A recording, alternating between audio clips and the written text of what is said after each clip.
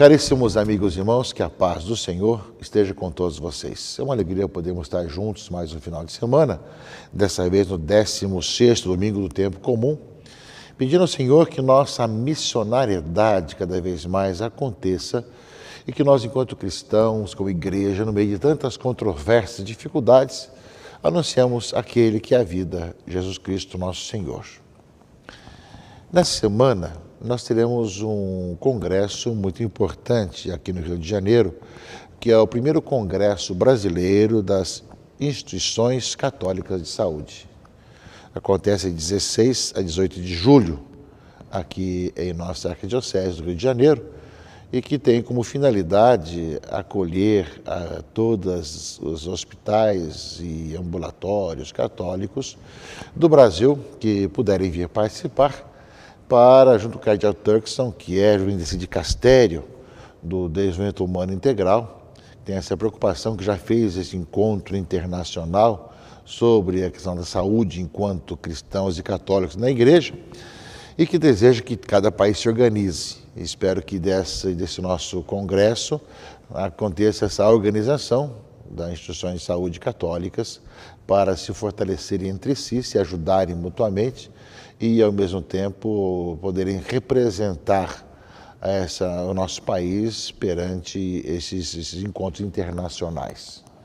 Portanto, esse primeiro Congresso Brasileiro de Instituições Católicas de Saúde é uma oportunidade, no meio de tantas crises que existem, de uma resposta da Igreja para, fortalecendo as suas instituições, poderem servir não com interesse econômico, não com interesse de lucro, mas com interesse de poder servir melhor as pessoas mais necessitadas, como desde o início foram as fundações das Santas Casas, logo no começo do Brasil, para que realmente possamos ser, através dessas instituições católicas de saúde, ser um braço de alguém que ama o próximo, que presta serviço de qualidade e, ao mesmo tempo, vai em conta das pessoas que necessitam. Claro que uma instituição dessa, que se organiza, além daquilo que é necessário para sustentar-se e subsistir, também deve ter a grande preocupação de como abrir esse caminho para poder também ter essa abertura para o excluído, para o pobre, para o necessitado. Mesmo no meio de tantas dificuldades que hoje existem com relação aos subsídios para a saúde e à questão da crise de saúde em nosso país. Portanto, um belo momento, um bom momento de se organizar, de se fortalecer para poder ajudar melhor, para poder servir melhor, poder caminhar melhor em nosso país. Claro que os resultados virão a médio e longo prazos, mas são passos que são importantes que sejam dados e nós nos alegramos que aqui no Rio possamos proporcionar essa possibilidade, dessa abertura e com a presença do Cardeal Turkson, que é o responsável dessa área no Vaticano, dessa área social, entre outras áreas que está sob sua jurisdição e sua responsabilidade. É sempre a igreja que tem seu olhar voltado para o outro, para o pobre, para o necessitado e que necessita de se organizar para fazer melhor e cumprir melhor a sua missão. Portanto, rezemos nessa intenção e aqueles que virão que sejam muito bem-vindos para poderem chegar a grandes conclusões e formarem que essa organização, essa instituição, né, brasileira dos hospitais católicos do país. Então, caríssimos amigos e irmãos, nesse 15º domingo do tempo comum, nós vamos ouvir a palavra de Deus que nos fala dessa missionariedade. Nós ouvimos domingo passado Jesus que não foi bem aceito na sua terra e acabou, como falaram no final da leitura, percorrendo os povoados das redondezas e ensinando. Então, logo depois disso, Jesus chamou os 12, como diz a leitura do Evangelho desse domingo, e começou a enviá-los 2 a 2, dando-lhes poder sobre os espíritos impuros e, ao mesmo tempo, para ir pelo caminho anunciando o Evangelho, dizendo que para não levar nenhuma segurança consigo, ou seja, a não ser um cajado, poder caminhar, mas nem pão, nem sacola, nem dinheiro na cintura, e andassem de sandálias e que não levassem 2 túnicas. E Jesus disse ainda, e quando entrares em uma casa, ficai ali até a vossa partida. Se algum lugar não vos receberem, nem quiserem vos escutar, quando sairdes, sacudi a poeira dos pés como testemunho contra eles. Então os 12 partiram e pregaram que todos se convertessem, expulsavam muitos demônios e curavam numerosos doentes, ungindo-os com óleo. Jesus, depois do episódio de Nazaré, chama os apóstolos e envia em missão, envia para anunciar o Evangelho. Nós sabemos, meus irmãos e irmãs, que existem muitas técnicas e muitas formas de tentar fazer as coisas. Mas Jesus vai lembrar que é essencial a vida, o testemunho, a palavra. Ou seja, não levem nada a não ser justamente aquilo que é essencial. Claro, o cajado poder caminhar, mas a simplicidade, confiando na providência, anuncia o Evangelho. Esse aspecto, muitas vezes, nós acabamos perdendo com as seguranças e com as questões que vão acontecendo na história. Mas nós somos chamados a retomar sempre com entusiasmo renovado esse grande dom.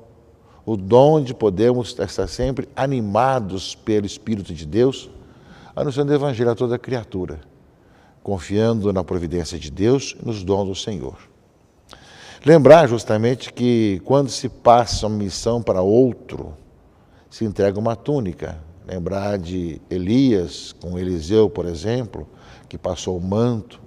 Por isso mesmo, para levar duas, não só por uma questão de ter mais, mas também apenas aquilo que é a missão que recebeu do Senhor. De receber do Senhor essa missão que nos passou de evangelizar. E o Evangelho é muito claro. Ir de 2 a 2 e anunciar o Evangelho. Curem as pessoas, levem a vida das pessoas.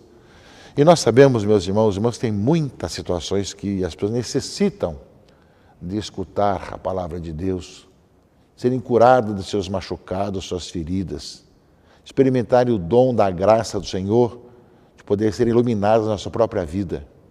No mundo violento, insatisfeito, complicado de hoje, o Evangelho da alegria que nós anunciamos e no despojamento de tudo, na simplicidade, deve levar as pessoas de coração aberto a terem uma nova luz em seus caminhos, em suas vidas, em seus corações. Portanto, nessa palavra desse final de semana, dentro que tivemos nesse mês o Congresso Americano missionário, dizendo que o Evangelho é alegria, que a América está em missão. Essa missão é permanente.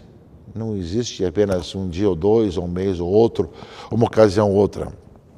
O cristão, pelo seu batismo, está em missão permanente, permanentemente em missão. E o Evangelho que nós ouvimos nesse final de semana deve nos incomodar e nos fazer perguntar como é que nós temos vivido isso.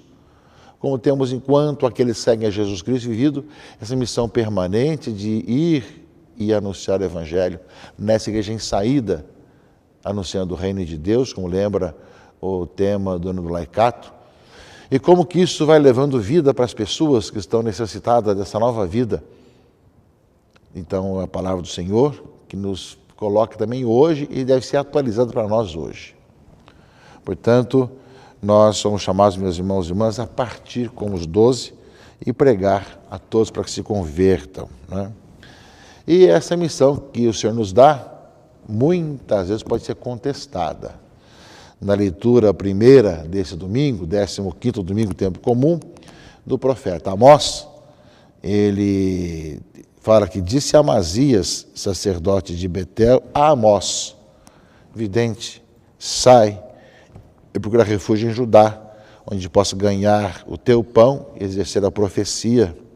Mas aqui em Betel, não deverás insistir em profetizar. Amós respondeu, eu não sou profeta, nem filho de profeta. Sou um pastor de gado e cultivo sicômoros. O Senhor chamou-me quando eu tangia o rebanho e me disse, vai profetizar para Israel, meu povo. Portanto, Amós fala que o Senhor que ele enviou a profetizar, não é da descendência dos profetas, mas o Senhor assim o chamou. Ora, meus irmãos e irmãs, tem algo que nós somos chamados continuamente a ter consciência, é essa missão que recebemos desde o nosso batismo. De sermos anunciadores do reino, sermos profetas do Senhor. Tanto os leigos e leigas, pelo batismo, são chamados a serem presença do reino no meio da sociedade, e onde o leigo deve exercer a sua missão principal, que é na sociedade e no mundo, e ali justamente anunciar o reino através da própria vida, da palavra, né? E muitas vezes é questionado, é colocado mil obstáculos, etc. Assim como também cada um de nós também, pelo ministério que recebemos da ordenação, né, do sacramento da ordem, somos chamados também a nunca esquecer essa nossa missão, de profetizar, de anunciar, de proclamar a boa notícia para todos. E nós, meus irmãos e irmãs, anunciamos a Jesus Cristo, que agora na carta aos Efésios, que começamos a ler agora, primeiro capítulo, a gente fala, nos apresenta um belo hino, que resume um pouco aquele que nós devemos anunciar. Mereceria depois uma reflexão profunda, depois, cada um na sua casa, ou quando vai participar na sua paróquia da missa, escute de coração aberto, deixe essa palavra da segunda leitura entrar no seu coração, porque justamente é esse Jesus que nós anunciamos, que Paulo aos Efésios justamente coloca esse hino famoso: bendito seja Deus, Pai de nosso Senhor Jesus Cristo, Ele nos abençoou em toda a bênção do seu Espírito, em virtude da nossa união com Cristo no céu. Em Cristo, Ele nos escolheu antes da fundação do mundo, para que sejamos santos e irrepreensíveis sob o seu olhar de amor. Ele nos predestinou para sermos seus filhos adotivos, por intermédio de Jesus Cristo, conforme decisão da sua vontade, para o louvor da sua glória e da graça com que Ele nos cumulou no seu bem-amado. Pelo seu sangue, nós somos libertados. Nele, as nossas faltas são perdoadas, segundo a riqueza da sua graça, que Deus derramou profusamente sobre nós, abrindo-nos a toda a sabedoria e prudência. Ele nos fez conhecer o mistério da sua vontade, o desígnio benevolente, que de antemão determinou em si mesmo, para levar à plenitude o tempo estabelecido e recapitular em Cristo o universo inteiro. Tudo que está nos céus, tudo que está na terra. Nele também nós recebemos a nossa parte, segundo o projeto daquele que conduz tudo conforme a decisão de sua vontade. Nós somos predestinados a sermos, para o louvor da sua glória, os que de antemão colocaram a sua esperança em Cristo. Nele também vós ouvistes a palavra da verdade, Evangelho que nos salva. Nele ainda acreditastes e fostes marcados com o selo do Espírito prometido, o Espírito Santo, que é o penhor da nossa herança para a redenção do povo que Ele adquiriu para o louvor da sua glória. Esse hino que está no início da carta de Paulo aos Efésios deve ser objeto da nossa meditação, que fala desse Pai de nosso Senhor Jesus Cristo, que nos predestinou a sermos santos, ao mesmo tempo nos conduz para podermos louvá-lo e bendizê-lo, e ao mesmo tempo nos pediu que nós fôssemos cada vez mais anunciadores do reino. E nós somos enviados por Jesus a fazer isso, anunciar, né, a boa notícia para todos, com toda a disponibilidade e com todo o despojamento, mesmo com as contradições e dificuldades, como lembra a leitura de Amós hoje. É uma palavra que nos impulsiona a saber que é em Cristo que nós encontramos a vida, Ele é o centro da nossa vida, é Ele quem nós anunciamos, é a Ele quem nós seguimos, e por isso mesmo nos dispor cada vez mais a irmos ao encontro das pessoas, para dizer: esse mundo tem jeito, tem como mudar, como ser novo, esse homem que pode ser transformado pelo Evangelho, ou então, mesmo que não tenha acesso direto ao Evangelho, através de pessoas que vivem o Evangelho e contagiem com o bem a sociedade. Participe da missa, escute a palavra de Deus, deixe o Senhor falar ao seu coração e que Deus abençoe, proteja e guarde a todos, em nome do Pai, e do Filho e do Espírito Santo. Amém.